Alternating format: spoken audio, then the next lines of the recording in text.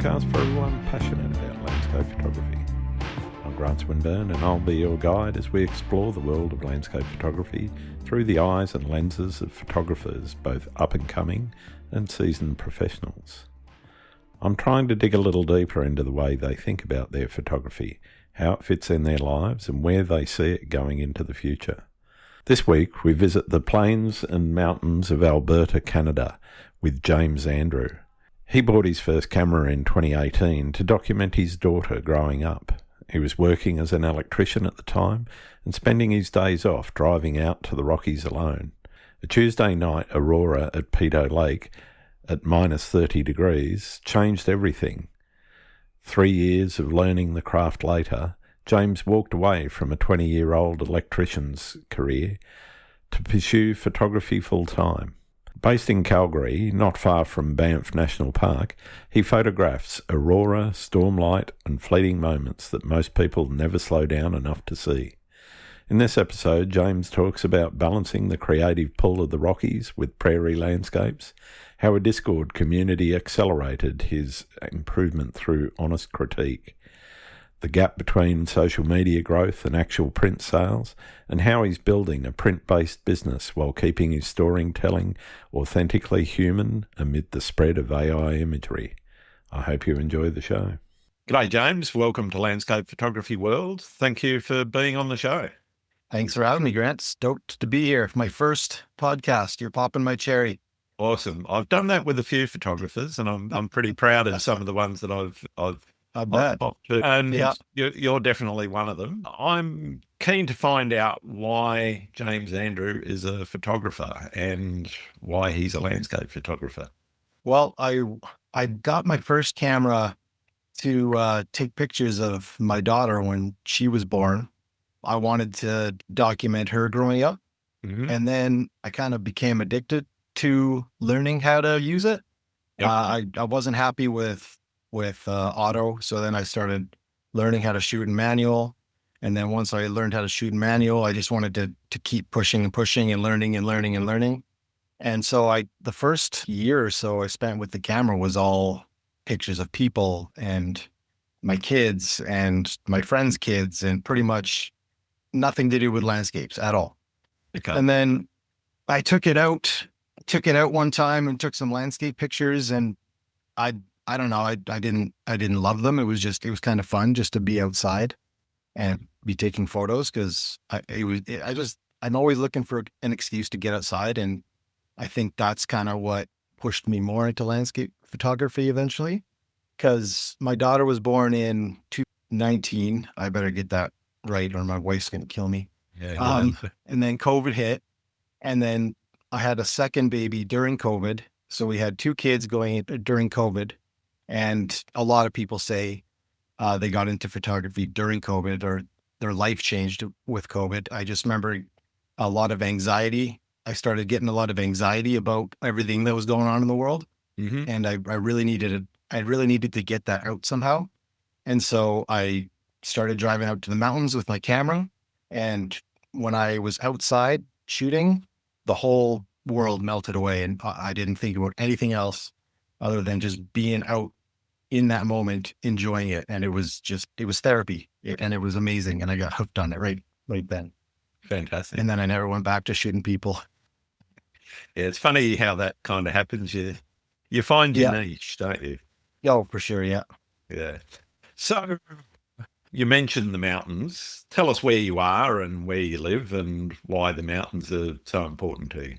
Well, I live in Calgary, Alberta, Canada, which is about an hour and 20-ish minutes from Banff, which is pretty sweet spot to be. I know you've been there. Yep. It's a pretty hot spot, pretty big hot spot for photographers. So I'm pretty lucky in that regard. I grew up here. And I don't think I really appreciated how close I was to all that beauty until I started taking pictures. Like I just kind of took it for granted. Like, yeah, there's mountains there. We can drive out to the mountains any weekend. It's not that special. But once I started getting into photography, I realized like just how lucky I am to be so close to something so beautiful. Like not many people can jump in their car and be at these insane views in an hour. Yeah, definitely. So I really started to appreciate that more. And I wanted to spend more time out there and capture everything around me, and not just the mountains, Alberta in general. Like, there's so many beautiful scenes all around Calgary that I try to document the province as best I can. Yeah, fantastic. Because having been there, been to Calgary, been to Banff and a few other places, Abraham Lake and so forth, you've kind of got that edge between the eastern side of the Rockies and the prairies, pretty much stretch almost all the way to Montreal, and Toronto. Yeah. So you basically kind of got the best of both worlds. I know there's some interesting landscapes in that prairie land as well, with hoodoos and sorts of weird formations, as well as just that minimalist flat plain that you can get with almost no trees, in the right place, no fences beside the roads and everything. And it is literally just a wilderness. So I guess I'm interested in how that interplay between the mountains, the prairies and everything has sort of shaped the way you think about your actual photography and the landscapes you choose to go to. I don't know. I'm not really much of a planner. So usually if I'm planning on shooting, I'll just jump in the car and kind of pick a direction and start driving. Rarely am I like, I think I'm going to go to the mountains today, or I'm going to head out to the hoodoos today. I just kind of, I'll quickly check my weather map and see where there's clouds or where there's clear skies. And I'll go that way. Sure. And it's such a contrast between what you get on this side of the province versus this side of the province. So like the choice is pretty much go that way to find something beautiful or go that way to find something beautiful. And even if you go out and you get nothing, I very rarely come home disappointed. Yeah, that's it. Yeah. And was it landscapes or portraits that sort of led you to understand what you were doing was actually creating art? It was definitely. Where did the art start? Yeah, it was definitely landscapes.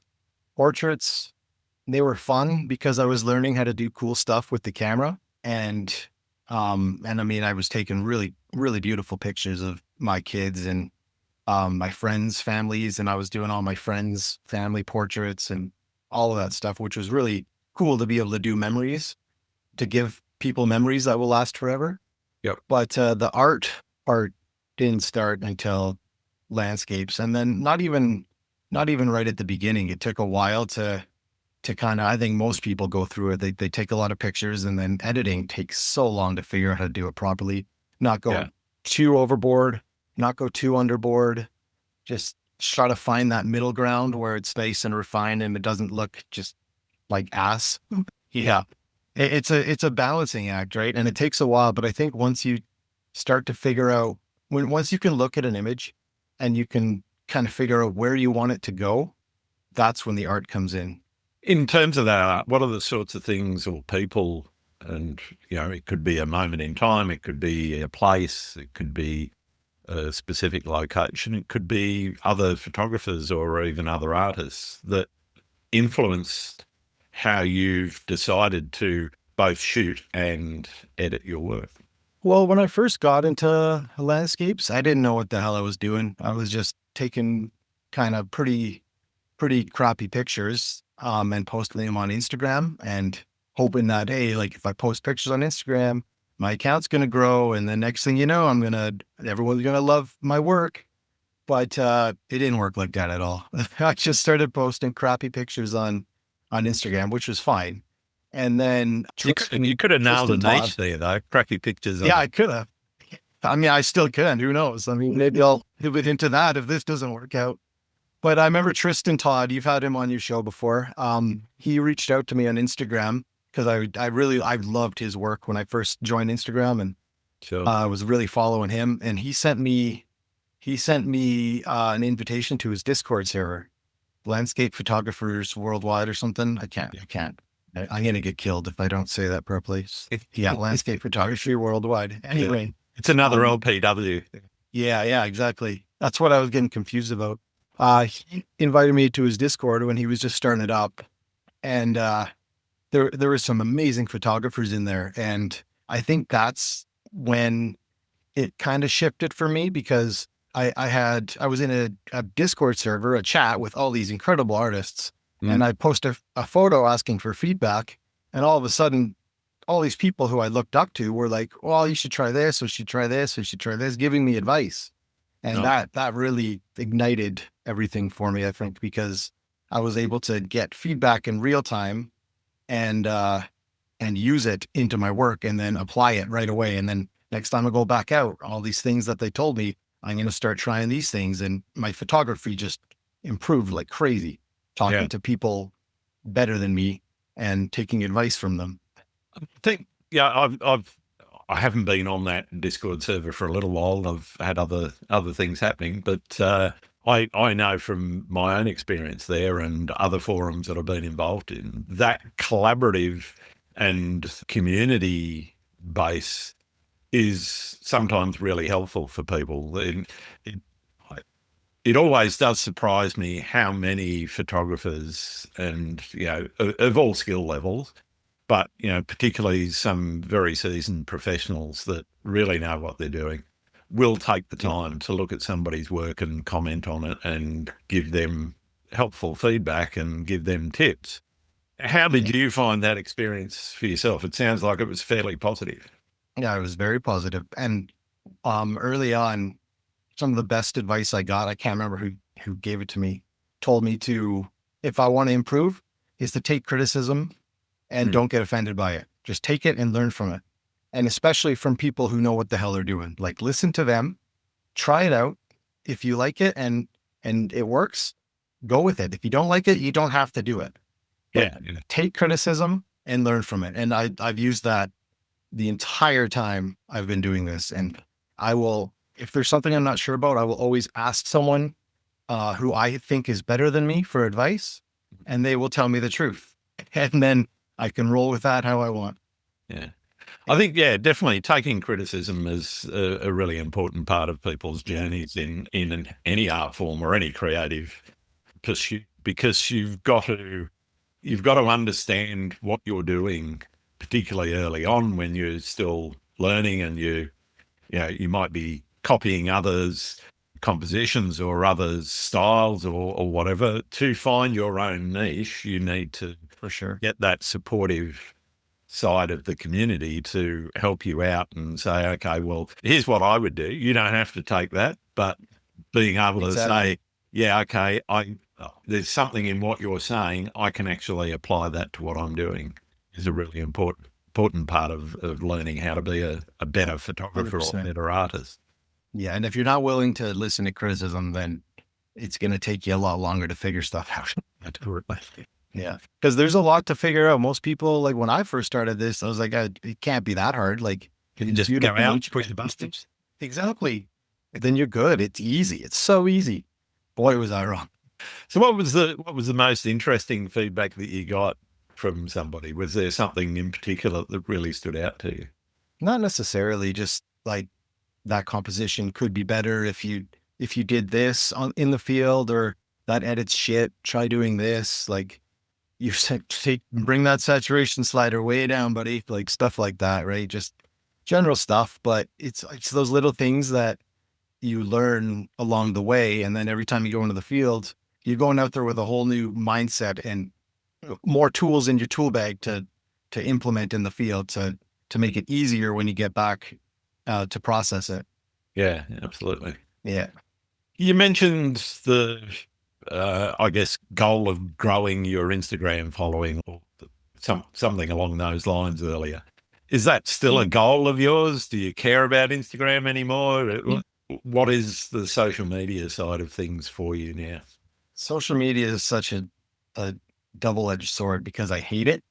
I hate it so much, but it's a necessary evil to not just growing my photography business, but just any business really.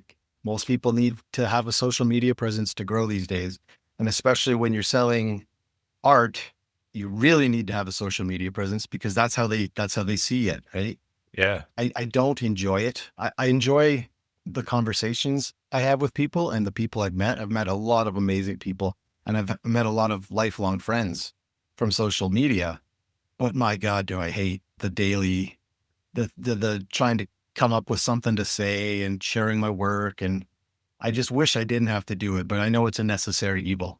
Yeah. But I don't really care about growing too much. I know Instagram's hard to grow on now, according to a lot of people. So I'm not too worried about that. Facebook, I've kind of slowly been growing. X, I've been growing like crazy. I know you're not on Twitter anymore, are you? Yeah, I ditched it a little while ago when Yeah. the idiot that runs it took over.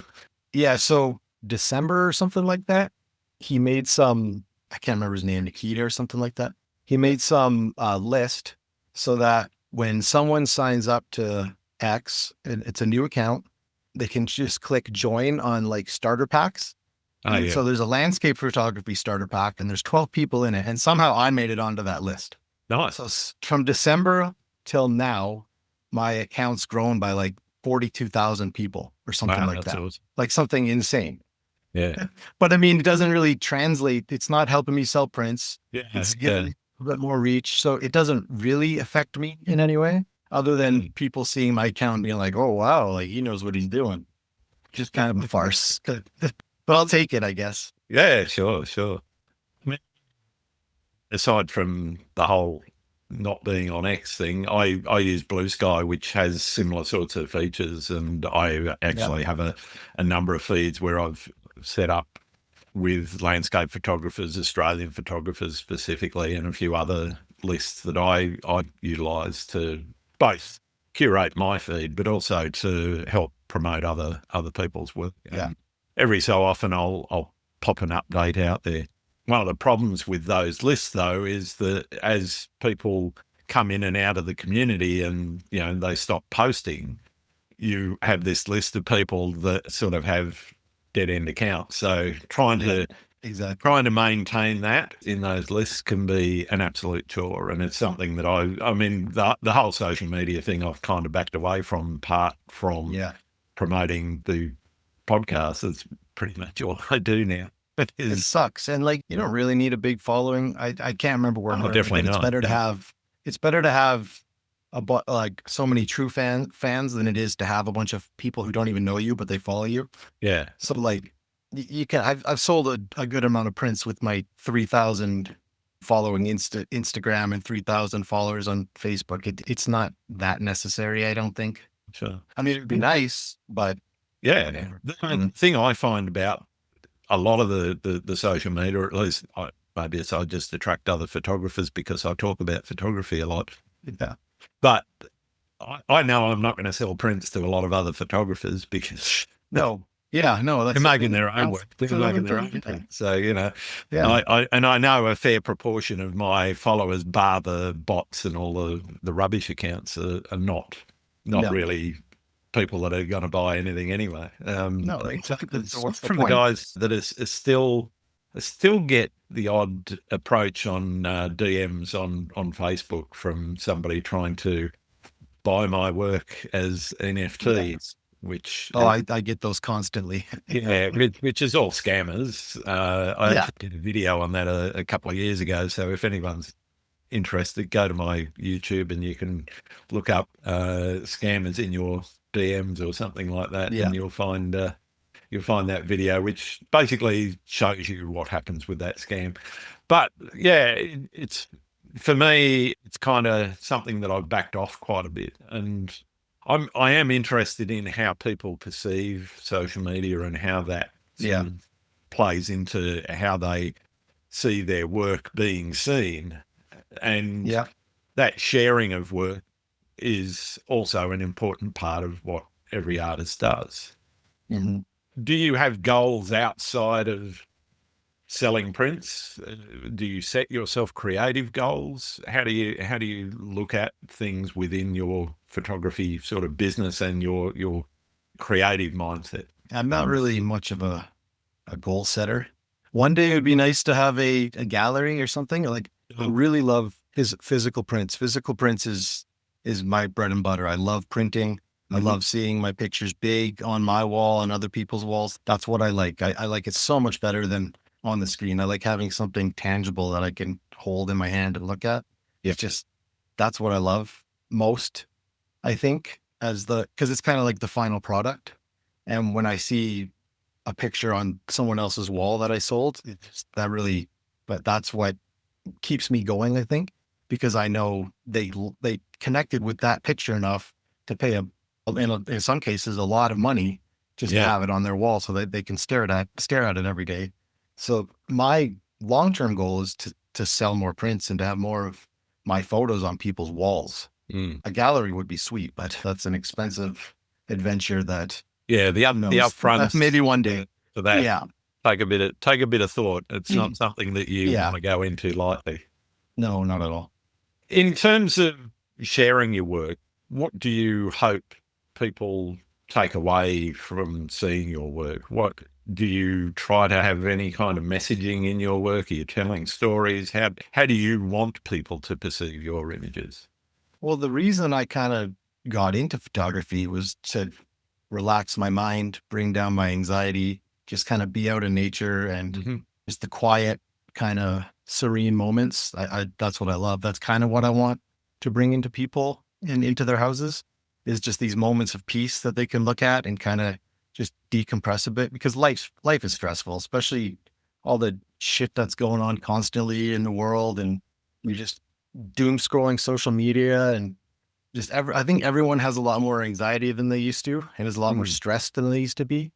So just connecting to nature is very important. So even just having a little bit on your wall in your home, I think it matters. And it matters a lot more it's a lot more impactful than looking at your Instagram and, oh, pretty picture, oh, pretty picture, oh, pretty picture, oh, pretty picture. It's just like, it's overkill, right?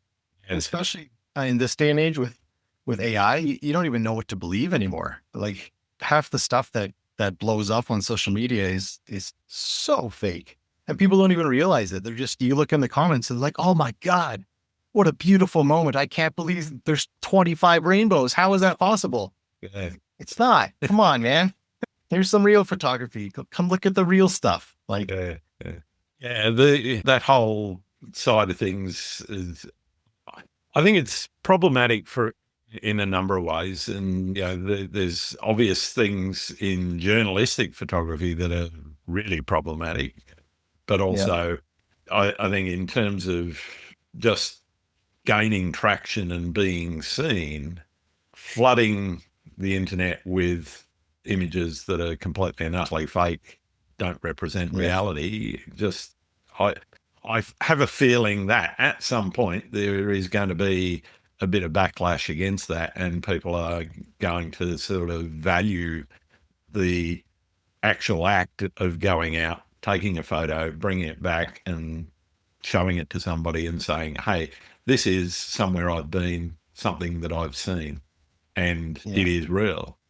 I'm interested in your take on that and whether or not you think that's true or where you think things might be going in that direction. No, I think that's exactly where this is going. I think there's just so much fake shit on the internet now that it's going to give more value to real photographers who are actually going out there and doing the work to get these images.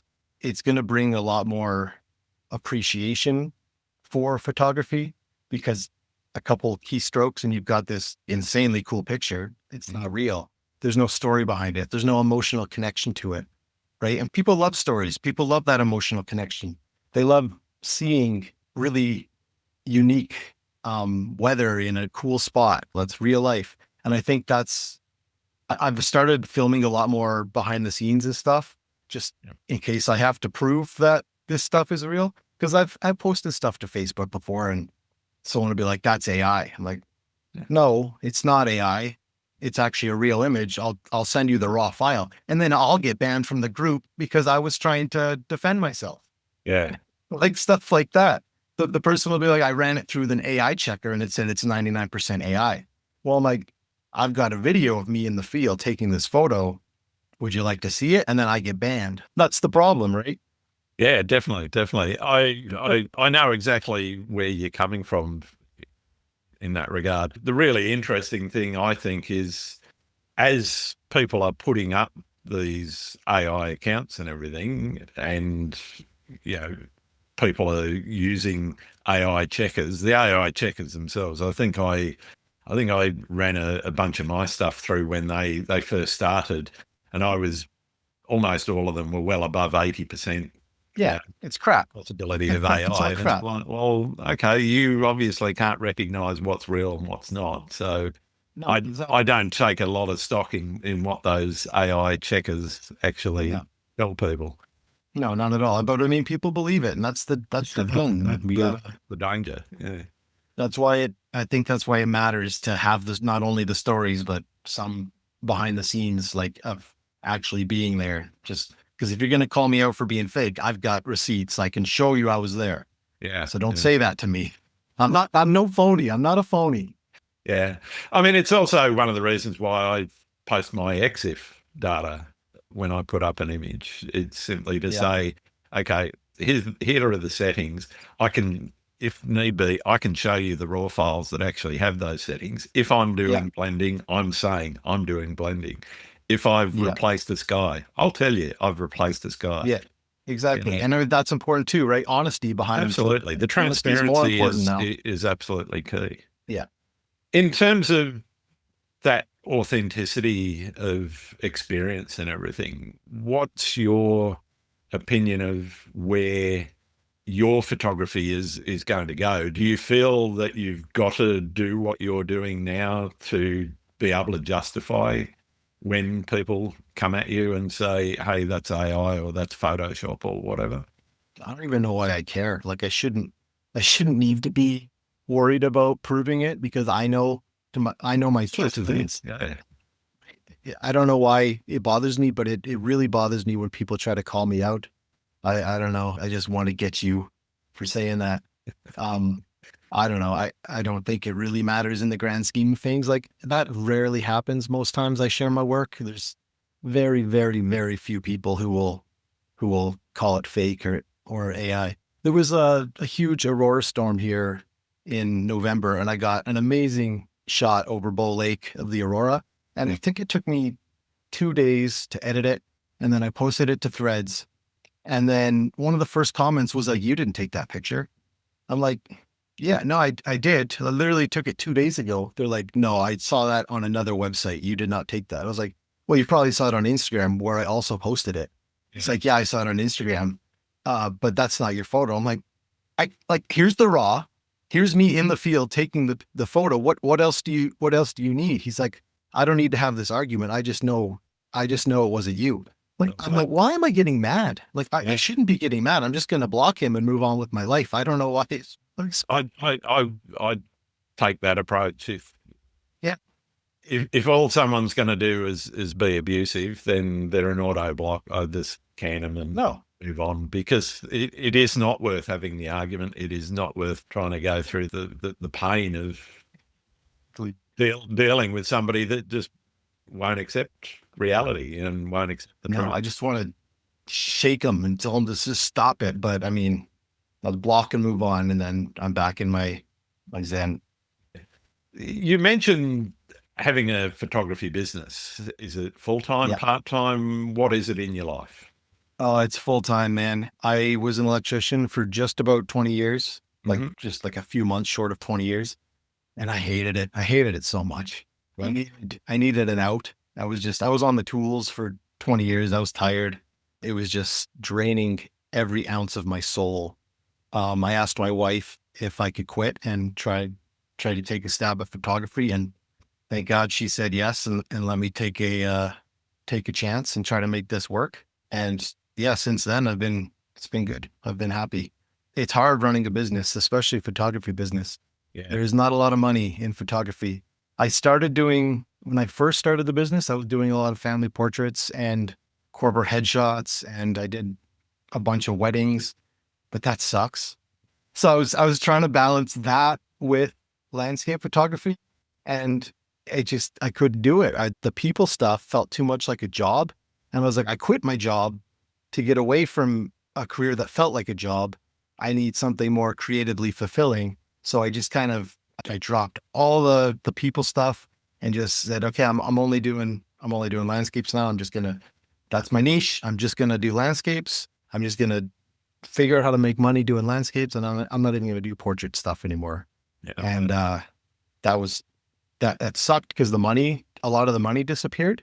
Yeah. But the creativity was there, and it was much more fulfilling working on that business, something that I wanted to do instead of something that I needed to do to make a paycheck, to make ends meet.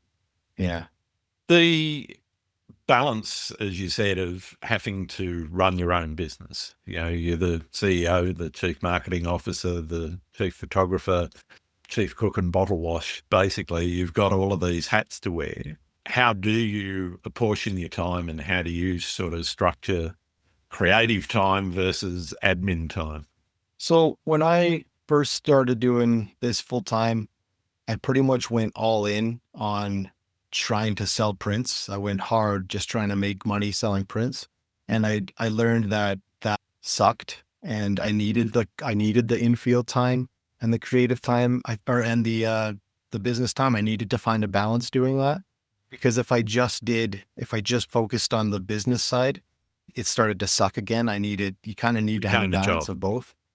Yeah, it became a job, and it wasn't fun because I was stressing about money and stuff like that. I just needed to relax a little bit on that front. And then actually a game changer has been AI, being able to use chatbots to talk about stuff that I never knew how to do before, SEO and email marketing and all this stuff that would have taken me months or years to figure out how to do it on my own. I can now actually talk to someone, and it helps me figure out how to do all this shit without needing to hire someone or spend months trying to figure it all out on my own. It's been a game changer. And I think anyone running a business right now, especially a solo business, should be kind of leaning into this and using it to their advantage as much as they can. Yeah, it is interesting. Again, AI being a double-edged sword on the creative front. I want AI to be doing the dishes for me while I go and do create. I don't want it doing creativity while I'm doing the dishes. Exactly. Yeah. With me, it is really around making AI work for you to make it useful and get some benefit out of it. Have you looked into AI agents, where you could actually have it set up your social media account and just post on your behalf if you wanted to? I think that's possibly a step too far, but in terms of setting up your email, your email shots out to your email list and those sorts of things, you can actually set up agents that help you automate some of those practices so that you're not spending inordinate amounts of time coming up with copy and working out how to, communicate out and push that email list out every month, or whatever your timeline is. Is that something you've looked into at all, or is it still just using the chatbots more than anything? I've thought about it, but I mean, that kind of goes into the same realm of getting it to make your photos, because these stories you're trying to tell through your social media posts or your email marketing, like those are real stories, and I don't want them to sound robotic. I want them to come from me. Get that. I don't want, because if someone's reading an email or a Facebook post and like, AI wrote that, there goes your credibility. Like, I want it to be more personal. I want it to be, I mean, in a world that's full of AI right now, everyone's kind of using it for stuff like this. I still want to have that human connection, especially if someone's going to take the time to read my email or read that caption or story under my social media post. I don't want it to sound robotic. I want it to sound genuine. Yeah. So I think it's kind of still important to do that, even though it's time consuming and it sucks. I'm not ready to give that up. My life's not so busy where I can't spend an hour doing that every day. So I'll just grind it out, and until they can make AI that doesn't sound so robotic and actually sounds like me. But they haven't got that yet. They use too many of those weird long dashes. Yeah. I think there's other features there that are fairly obvious, just the wording and the phrasing being used. Yeah, for sure. Particularly when you look at different, I mean, even just English speaking, but particularly when you look at other cultures, the AIs tend to be uniculture. They tend to have this North American lean to them that even Canadians, let alone, certain areas within America, it just seems to be this middle USA sort of language that doesn't really ring true when you want to bring out an authentic Australian or Canadian or British or even French, German. When you start going outside language, it just becomes completely and utterly strange as well, because it's using phrasing that is sort of middle American without really converting that and just doing direct translate into something like French or whatever. Just mangles the languages. So it's brutal, and you can spot it a mile away. Like any comment that you get on a post, like right away, you're like, oh, that's a bot. Like that's not how a person talks. Yeah. Like in my writing, it's full of spelling errors and like it's me. So in running your own business, what's the biggest lesson you've learned in terms of, the key takeaway? If you were saying to somebody, hey, if you're setting up your business, you need to know this. You need to have money in the bank because you burn through it pretty quick if you're not making an income, especially right away. Like, takes a long time to not only figure out how to sell prints if you're just selling prints, because that's all I do. I don't do workshops or any of that. My whole business model is prints.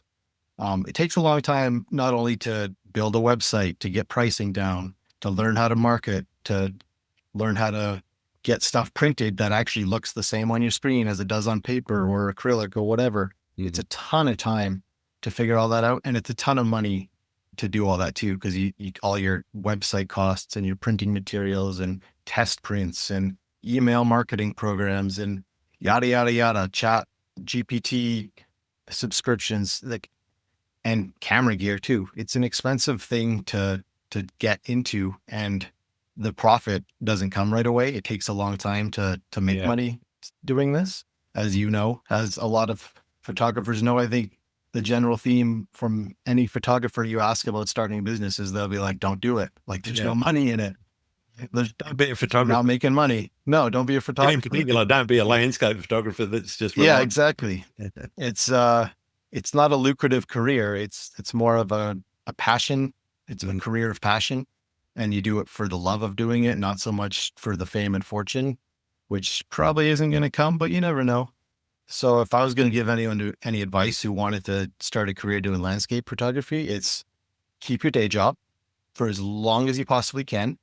And build it on the side for as long as you possibly can. And don't quit your job until you're making enough money to replace that income from your job. I did not do that.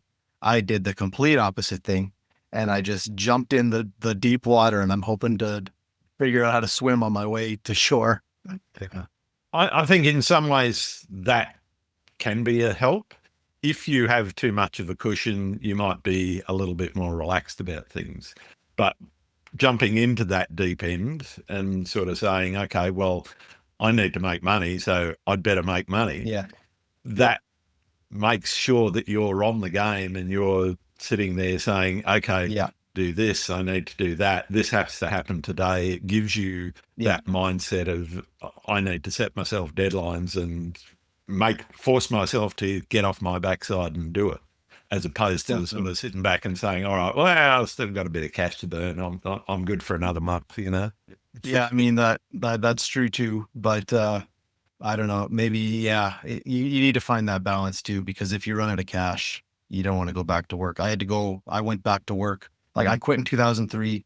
I tried to make it work for about a year. And then I went back to work as an electrician part-time to pay the bills. And so I was working part-time for a bit, and then I wasn't doing any photography because I was so busy at work. And then eventually I was like, I'm going to try it again. So I quit again. And that was sometime in the summer, and I haven't been back to work since then. So far, so good, but I'm not going back this time. Oh, touch wood, it'll all come to One of the things that every photographer that's starting their own business struggles with is pricing. How have you sort of gone through the thinking around pricing your work and setting yourself up to say, okay, well, it's cost plus, but you still need to make money out of it a little bit more than just cost plus. How do you think about it? It's tricky, man. It took me a long time to get my pricing down. I think it takes everyone a long time to figure it out because if you set your prices too high, you're not going to sell anything. Yep. If you set your prices too low, people are going to like, this guy's cheap. Like, why is he selling his stuff for so cheap? So you got to kind of find that balance, and it's really tough. Yeah. I started on the lower end, and then I slowly worked my way up as I was selling more prints and building my client base. Mhm. And I just recently, like 2 or 3 months ago, separated my prints from everything just being open edition with a whole bunch of different types of mediums. I think I had 2 different types of paper and acrylic and metal and canvas and framed canvas. I think I was offering 6 types of prints Yeah. at the start. Since then, I cut it down. I have two different tiers. I have my kind of limited editions, which are my favorite and most unique pictures that were kind of harder to get. And then I have open editions at a much lower price point, and you can only have 2 choices, paper or acrylic, basically. Okay. And the pricing on those is a lot different. Like the open editions are lower prices to get people into my ecosystem, basically. And then I've got the more expensive masterpieces that are more expensive, but they're bigger and grander and hand signed and stuff like that, right? But it takes a long time to figure out those prices. Like, I don't think there's any formula. I think you can, again, take advice from people, see what other people are doing, price your work according on the quality you think it is. And if you're selling a lot, up your prices. If you're not selling anything, maybe bring your prices down a bit. Like it's a lot of trial and error. It's taken me 3.5 years to get where I am today of trial and error. So nice. I don't think the trial and error ever finishes. You're always no, never. Any business that isn't recycling itself and working out, okay, I need to change what I'm doing to grow or either get more customers or get more repeat custom. Yeah. You really need to think outside the box every day and work out, okay, well, let's tweak this and see if that gets a reaction. Exactly. Yeah. And that's all it is. And I kind of like that about running a business is it's just constant problem solving, just trying to figure out trying to figure out how to do it. And I didn't expect to like that. I didn't think I'd like the business side of things because a lot of people say they hate the business side of photography. They just out in the field shooting, and shooting is like not very much of the running a business of photography. But I kind of like the business side of photography. I didn't expect that. I like the field time, obviously, but I also like the puzzle of how to get my work into people's homes. It's kind of a fun challenge, I guess. How did you, in talking about where you kind of started and said, okay, well, I need to get out into the field and decompress and so forth.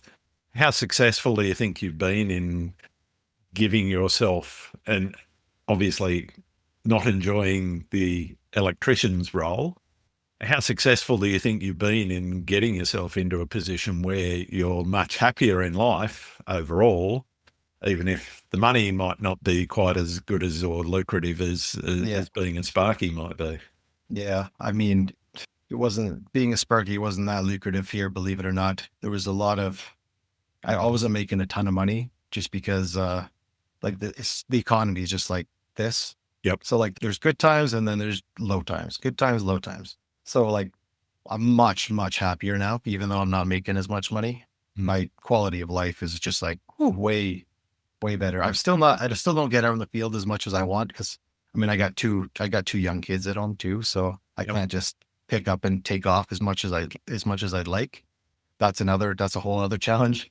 But yeah, the work-life balance is a lot better these days. That's for sure. I'm not slaving over the tools, making someone else rich. I'm working on my own business and not necessarily trying to make myself rich, but just having a much more fulfilling career, building my own business. Yeah. I think the fact that you're putting money in your own pocket, not somebody else's, is a big factor in running your own business and being able to say, okay, well, what I'm doing for me, I'm doing for my family, I'm doing for the people I love. I'm not doing it for some guy that owns a business over there that I don't even really know. Exactly. Yeah, and they don't care about me. Absolutely. And they'll give you the flick, as quick Yeah, as they can if it suits. exactly. Yeah. And Yeah, that's the nice thing, is that you can't be fired. yeah, exactly. I mean, unless the wife gets unhappy about it, but that's I it. mean, You never know. That's it. Happy wife, happy life. That's my motto. that's yeah. Let's go back to where you like to shoot. If you had to Mhm. choose, and I know this is going to be an impossible question, I think I might know the answer, but you've got the mountains, you've got the prairies, you can only pick one. Which one are you going for? Oh, mountains for sure. There's just, Had an yeah. inkling I that. mean, right? You've been out in the mountains in Banff. It's a different experience, right? Definitely. They're so big, and it's just you feel so small, and it's just such an insane landscape that it's impossible not to be inspired when you're standing there. It's impossible unless you're getting like rained on or something, Yeah, sideways rain's never fun. or there's a bear coming at you or something. Well, It doesn't happen very I was often. there in the middle of winter, so the bears were all asleep. Saw a few moose, but yeah, didn't any bears. Did Yeah. actually. We were in the centre of Banff, or no, not quite the centre, but around Banff. Actually, saw a mountain lion up on a hill just outside town, Oh, no way. which was surprise. I did, and I'm just walking down the street. Didn't have my camera with me. It was back in the hotel. Of course. Yeah. It was like, you know. Yeah, of course. Yeah. But I mean, everyone on the street on that block was sort of looking and pointing. So it was pretty amazing Yeah. experience. I was watching it, sort of wandering around and skipping between rocks. Yeah, and that's things, cool. whatever. Yeah. They're cool creatures. They're big cats. Yeah. So barring mountain lions and bears coming at you, what is it about the mountains that really grabs you? Obviously, the scale of the place, the scenery itself. Do you have a favourite spot that you really want to keep going back to? I mean, I think Bow Lake is that spot for me, just because there's just such a vast kind of shoreline there, and there's just so many compositions that you can shoot. You could spend a whole day out there shooting. Same with Abraham Lake in the Yeah. winter, particularly.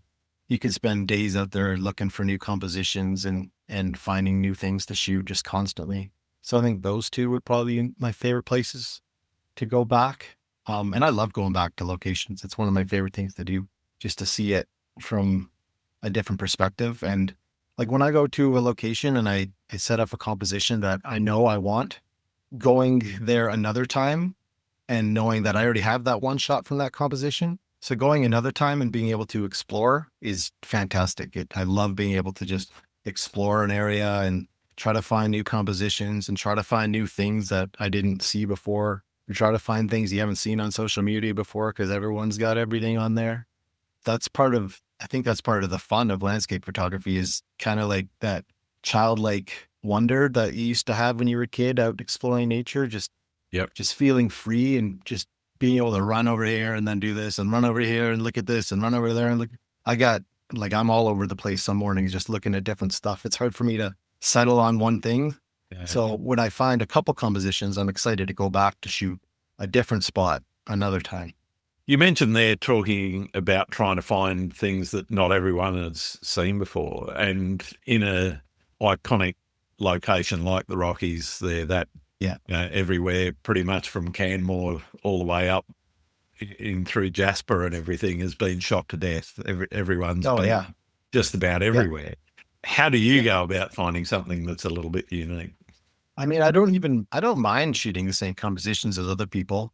Granted, the weather's different. Like I've got a bunch of my shots are the exact same compositions as as a lot of other people, but because I got very unique conditions, it makes it my shot. It's different than anything else I've seen because I got amazing conditions. And I think that's one of my favorite parts about nature is you can shoot the same thing as a million other people, but it can look completely different, not only because I took it and edited it, but the weather was completely different that morning or that day. Yeah, sure. But as far as different compositions, I just gotta get out there and try to shoot it my way. I don't really spend a whole lot of time browsing other people's work because I know it will influence me, and I don't necessarily want to be influenced because if I go to a spot where I've seen a shot, I'm gonna try to take that shot right away instead of exploring and trying to find my own unique perspective of it, which I find I get a lot better shots if I'm trying to be a little bit more creative with things and look at things from a different perspective. I find I get the best shots when I do that. Yeah. Which is kind of fun. Nice. Yeah. What's your most memorable photographic experience? Oh man, it was the night that I decided I wanted to be a photographer. Actually, I think it was 2021, and I was putting my kid to bed. I was laying in bed reading her book. I'm like half asleep. It's like 7:30 or 8 o'clock. I'm so warm, so comfy, half asleep, and my phone buzzes. And a friend of mine that I met through Tristan's Discord server, he texted me. He said, "Hey James, the Northern Lights are up tonight. You want to go for a drive out to Peyto Lake?" And I'm like, "Not really, man. Like, I'm comfy in Pretty bed. comfortable. It's minus 30. I don't really want to go." He's like, "Come on, man. Like, it might be a good show." I was like, fuck. I've never photographed the Northern Lights before. I didn't really want to miss the opportunity, but I also didn't really want to go because I was so comfy. But I was like, you know what? I'm going to do it. I'll do it. So I was like, okay, man, like, do you want to meet me out there or what? He's like, "Oh, no, my car's not working. So you got to come pick me up." Oh, bitch. Now we're going for a lift. Yeah. Like, all right. So I went and picked him up. He gets in the car and we started driving out. He lived inner city Calgary too. So it added about half an hour to the drive. Oh, geez. So I pick him up in the city. And as we're still in the city and we're starting to head out of the city, you could see the lights dancing in the city with all the light pollution. You could see them dancing overhead. And I was like, oh man, like we're going to miss this. Like we still got 2-hour drive. Like we're not going to get anything here. Cause I didn't really have any Northern Light experience at that point. I didn't know anything about them. I was just hoping that they would last that long. I had no idea. So we're driving out, they're dancing the whole way. Like I'm stressed. I'm so stressed because I'm going to miss these amazing conditions. And it was October. I think it was Thanksgiving here in Canada. It was like October 11th or something like that. And it was pretty cold. And we get out to the Icefields Parkway and the road was covered in ice and snow. And so I was slipping and sliding a little bit and it was getting colder and colder as we drove out there. So we get to Peyto Lake, we get to the parking lot. There was one other car in the parking lot. And I was like, oh, sweet. Like there's no one else here.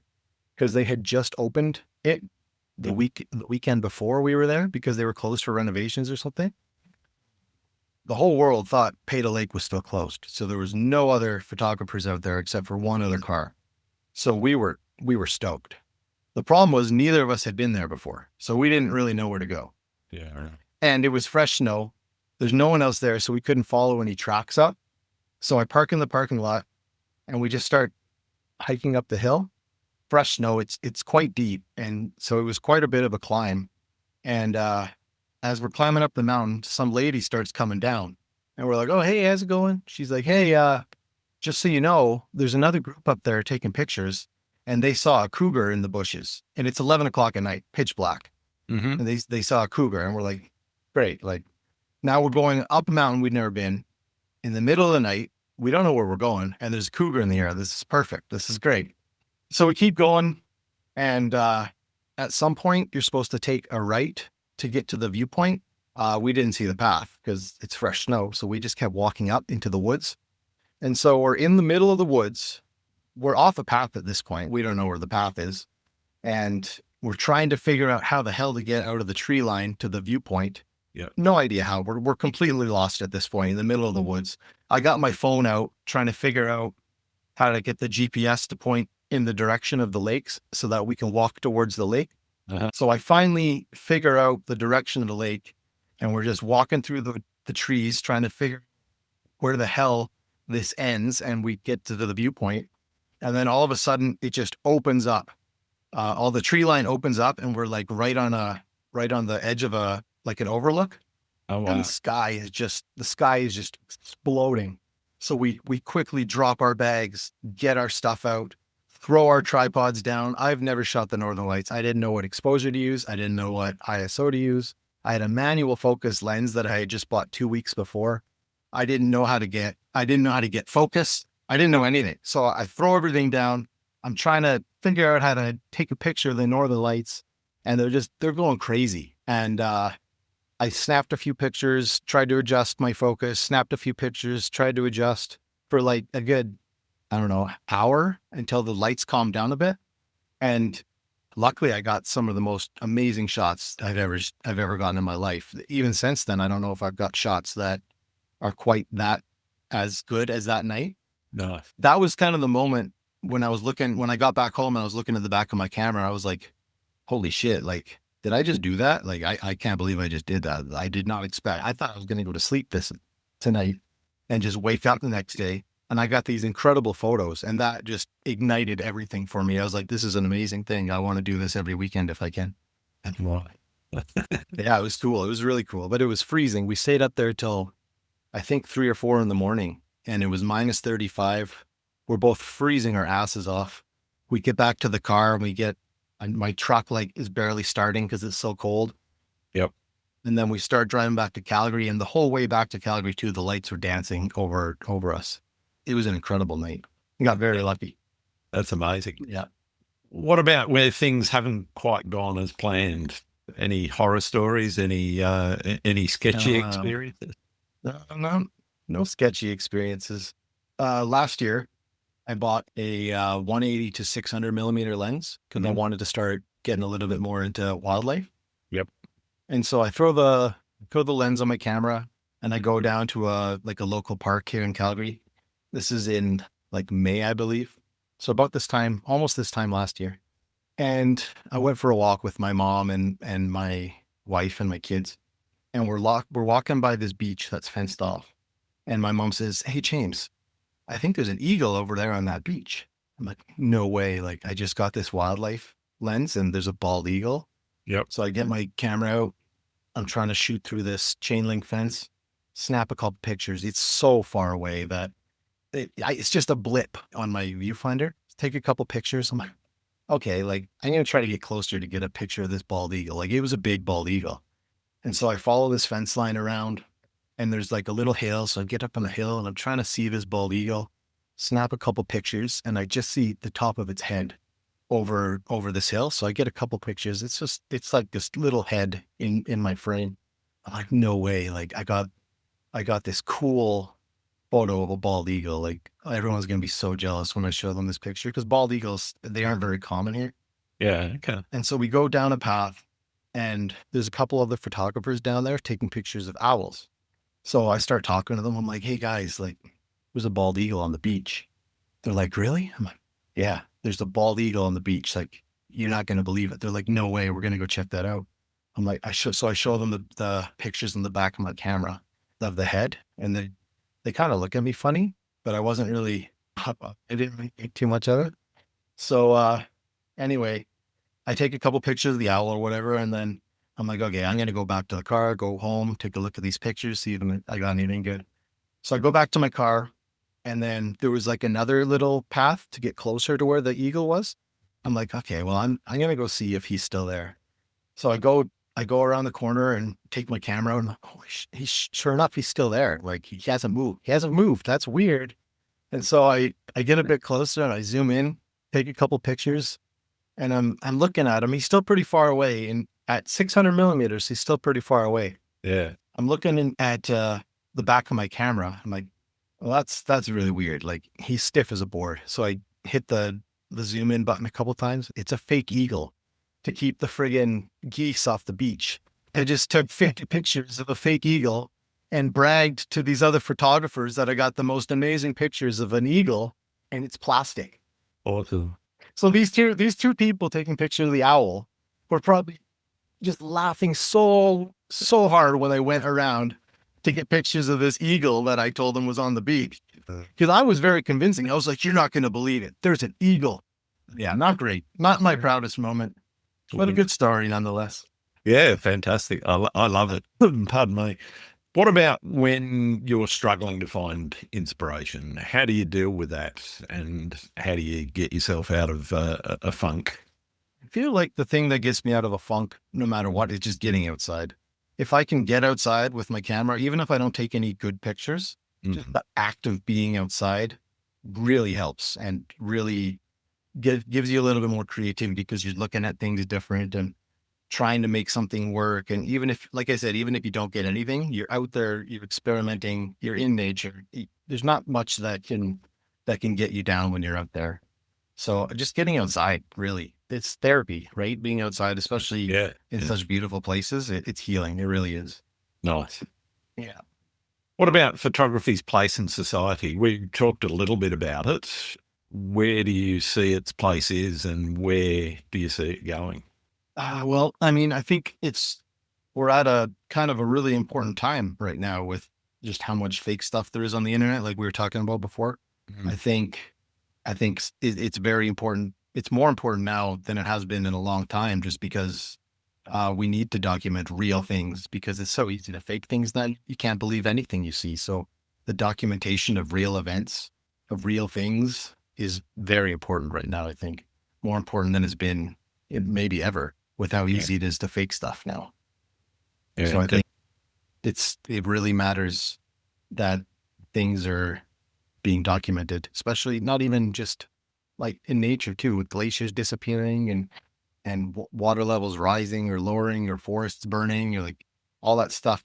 It can be gone in an instant. So it's important to document it. Definitely. What's the best and or worst piece of advice anyone's given you?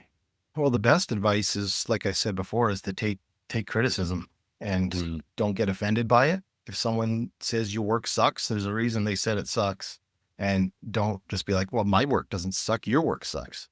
Figure out why they said that and try to improve your work. Everyone's work can be improved. No matter what level you're at, you can do better. And you can learn from someone. You can always learn something from someone. There's always someone who knows more than you, and you can learn from them. So I think it's important to take criticism and ask people for advice who are where you want to be, because they're going to give you the best advice. Fantastic. Yeah. What about the worst advice? I don't know about the worst advice. Maybe the worst advice is you need a big social media following to make it in this business, which is just bullshit. You don't. And it sucks. Social media grind, I don't think it's worth it. So maybe that's probably the worst advice. You don't need a big following. Yeah, nice. Not anymore. We've just about run out of time. Are there any photographers that you think I need to be talking to on the podcast? Yeah. So I've got two close friends who I think would be really good on the podcast. One guy, his name is Caleb McKenney. He's a photographer down in Tennessee. Okay. Really good nature photographer. He does everything, a lot of landscapes. He just took a really out of focus picture of a bear. So I like to give him a hard time about that. Nice. And then another guy is Eric Bleicher. He's a Northern Lights photographer from Alaska. He takes amazing Northern Lights photography. Yeah, I've heard his work before. He's 2 years amazing. Yeah. He's my Aurora alert system. Before I get an alert on my phone, he'll give me a message and be like, hey, there's going to be Aurora tonight. Get ready. Nice. He's the Aurora nerd. He knows what he's talking about. So he'd be good to talk to too. Excellent. My last question is one that is quite deep and we definitely need to get to the bottom of. Do you like pineapple on pizza? Love it. Yeah. Not just pineapple though. You need pineapple and some sort of cured meat like ham or salami. Yeah. Then we're cooking. Yeah. All right. Well, thank you very much for spending some time with us, James. I've really thoroughly enjoyed having a chat with you. Where can people find your work? .com or James Andrew Fine Art on Instagram or X or Facebook. That's the same across everything. I made it nice and easy. Fantastic. Well done. Thanks very much, man. Thanks for having me, Brent. It's been awesome. Cheers. Thanks again for listening to Landscape Photography World. I hope you enjoyed the show and keep listening because I'll be joined by some great guests in upcoming episodes. You can find my work in this podcast at gruntswinburnphotography.com along with prints and photography gear. You can also find me on social media. Just look for Grant Swinburne and you'll find me. I don't think there's too many of us about. Don't forget to like, comment, subscribe, and most importantly, encourage your friends to listen to this podcast. It really helps me get out there and get these wonderful photographers that I'm speaking to heard about and get people to see their work. I'm Grant Swinburne. Hope to see you out shooting soon.